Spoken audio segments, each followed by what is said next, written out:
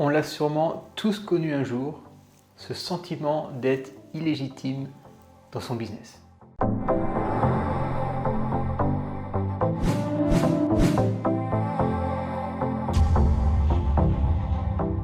C'est quelque chose qui véritablement est un des premiers freins qui nous empêche de se lancer dans un business. C'est parce qu'on se sent illégitime à créer quelque chose et surtout à vendre quelque chose, à se faire payer pour un service qu'on rend ou un produit qu'on vend à quelqu'un.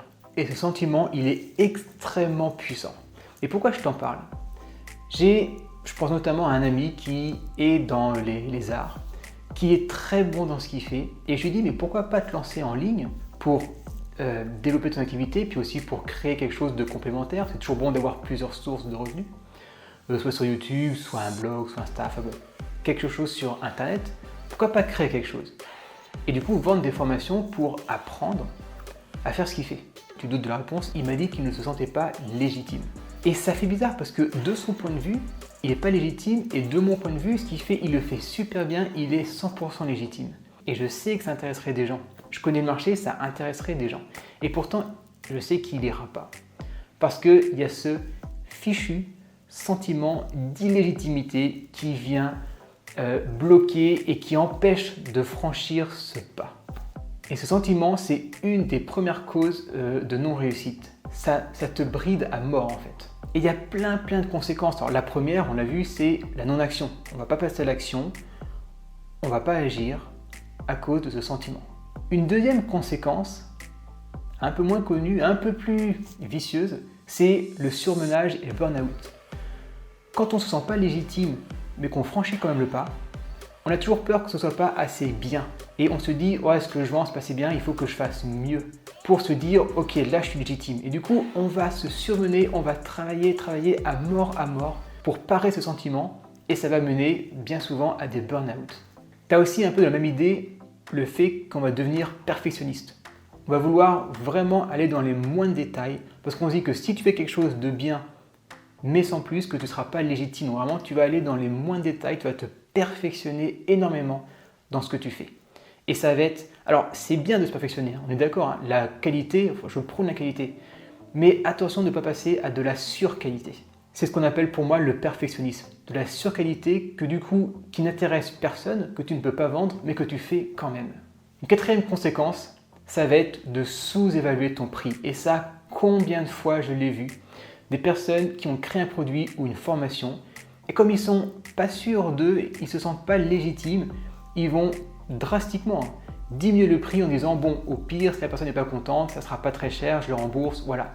Donc ils vont, au lieu d'avoir une attitude où ils vont vraiment aller vers les clients et dire, ok, je gère, je peux t'offrir ce que tu as besoin, ils vont plutôt avoir une attitude un peu entrée en disant, bon, si vous voulez, vous prenez, mais si vous ne prenez pas, c'est pas grave, et vous inquiétez pas, je le mets pas cher. Il y a deux effets très négatifs. Bon, le premier, c'est que tu sous-évalues un produit alors que des clients seraient prêts à l'acheter à un prix plus élevé.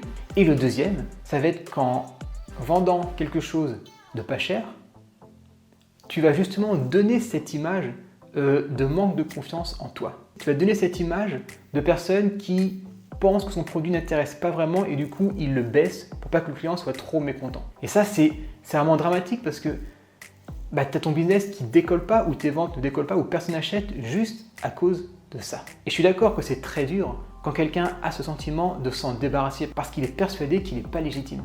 Comment casser maintenant ce sentiment d'illégitimité? Alors la première chose hyper importante, c'est de prendre conscience que forcément tu baignes dans ton activité. Par exemple, si tu prends le cas d'une personne qui sait dessiner, forcément, tu vas suivre, tu vas rencontrer, tu vas parler avec d'autres personnes qui dessinent. Et tu vas aussi peut-être lire des livres sur des grands dessinateurs, etc. Donc, tu vas baigner dans une expertise assez haute de ton domaine. Et quand tu vas dire, est-ce que je suis légitime à faire une formation? Tu vas voir que d'autres personnes ont fait des livres qui ont bien plus d'expérience, que d'autres personnes en ont déjà fait qui ont plus d'expérience, etc. Mais ce que tu ne vois pas, c'est qu'il y a plein de personnes qui vont débuter, qui n'auront pas encore autant d'expérience que toi, qui n'auront pas encore autant d'années de pratique. Donc toi, peut-être qu'avec, je ne sais pas, tes années d'expérience, tu es peut-être dans les 10% qui ont une expertise. Et en fait, tu vois pas qu'il y en a 90% en dessous qui viennent de se lancer dedans. Et qu'au final, tu es très légitime à faire une formation, par exemple pour apprendre à dessiner, etc. Parce que tu as un niveau, mais en fait, tu ne te rends pas compte de ton niveau parce que tu baignes que avec des gens qui ont le même niveau. En fait, tu ne te rends pas compte que ton niveau, toi, il est là, mais en fait, le niveau, il est tout ça. Et toi, tu es peut-être ici, mais tu ne te rends pas compte en fait que tout le niveau, c'est ça. Tu n'as que en tête forcément, peu importe le domaine que tu fais, forcément, tu suis les gens qui sont meilleurs que toi pour apprendre. Donc, sans arrêt, tu te situes en fait toujours en bas. Parce que si quelqu'un est meilleur que toi, bah, tu vas essayer d'apprendre de lui. Et quand tu vas avoir son niveau, bah, tu vas apprendre de quelqu'un d'encore meilleur. Donc tu seras toujours en dessous. Tu vas toujours te référer à quelqu'un qui est au-dessus de toi. Et donc tu vas dire, bah, je suis toujours en dernier, entre guillemets. Mais tu ne prends pas en compte tous les gens qui sont derrière toi. Il y a peut-être des gens qui toi-même te suivent parce qu'ils aiment ce que tu fais. Tu vois un peu, c'est juste un changement de perception des choses. C'est juste que souvent on est dans sa petite bulle, on ne se rend pas compte du marché. Et au final, il y a vraiment un marché, il faut essayer de sortir un peu de sa bulle et de voir les gens qui pourraient être concernés par ce que tu vends. Donc la première chose, c'est d'essayer de sortir de son cadre de référence. La deuxième chose aussi qu'on voit très souvent, c'est on pense que si on gagne beaucoup d'argent, c'est qu'il faut travailler très dur. Et ça, c'est une fausse croyance que tu peux enlever tout de suite. Parce que c'est absolument pas la réalité. L'argent que tu vas recevoir n'est pas lié à tes compétences. Il va simplement être lié à la réponse que tu apportes à un marché. S'il y a une demande et que tu réponds à cette demande, tu vas gagner de l'argent. Peu importe tes compétences, il faut juste que tu répondes à cette demande. Et forcément, quand tu fais par exemple une formation, vu que ça fait des années que tu dessines ou que tu peins par exemple, tu maîtrises très bien le sujet. Donc faire une formation, pour toi, ça te paraît assez simple. Tu n'as pas plein de choses à préparer, tu connais déjà tout le processus, tu as déjà sûrement lu plein de choses, tu as déjà peut-être accompagné des gens, donc ça te paraît assez intuitif. Et comme ça te paraît facile, tu te dis pourquoi je ferais payer les gens pour ça? Pour moi, c'est facile à faire, du coup je ne suis pas légitime à recevoir de l'argent pour ça. Il y a un biais cognitif là-dedans. C'est que c'est facile pour toi maintenant. Mais quand tu vends une formation sur le dessin, c'est grâce à tes années d'expérience d'avant que tu as dû avoir. Et c'est ça qui a été difficile à acquérir. Et c'est toute cette expérience que tu vends. Tu sais, il y a un exemple qui est connu, alors je ne sais plus qui, je crois que c'est peut-être Picasso. Quelqu'un a demandé de faire un tableau. Donc le peintre l'a fait en peut-être 10 minutes et du coup il lui a facturé, je ne sais pas, 5 000 €. Et donc la personne a dit, attendez, vous avez mis 10 minutes pour faire ça, ça ne vaut pas 5 000 € pour seulement 10 minutes. Et donc là le peintre a répondu, c'est pas en 10 minutes que j'ai fait ton tableau, c'est avec des dizaines d'années d'expérience que maintenant je peux te le faire en 10 minutes. Et donc c'est cette expérience que tu vends, pas les 10 minutes où tu auras fait le tableau. Et ça c'est très important d'en avoir conscience. Comment maintenant te convaincre de ta légitimité et casser cette fausse croyance? En fait, il y a 3 questions assez simples que tu peux te poser et qui vont te permettre de te faire réfléchir sur ta légitimité. La première, ça va être combien de temps il faut à une autre personne pour acquérir la technique que tu as.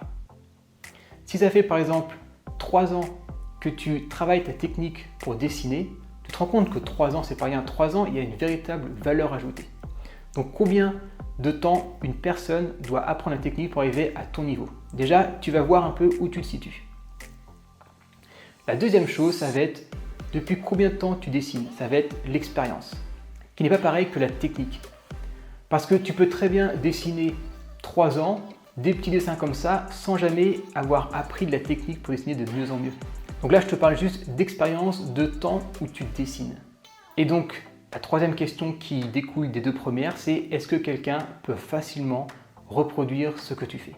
Là, tu vas commencer à te rendre compte que tu es légitime. Du moment qu'une personne ne peut pas rapidement et facilement refaire ce que tu fais, c'est que tu es légitime, c'est qu'il y a des personnes qui auront besoin de ce que tu fais. Donc, la technique, l'expérience, est-ce qu'on peut facilement faire ce que tu fais?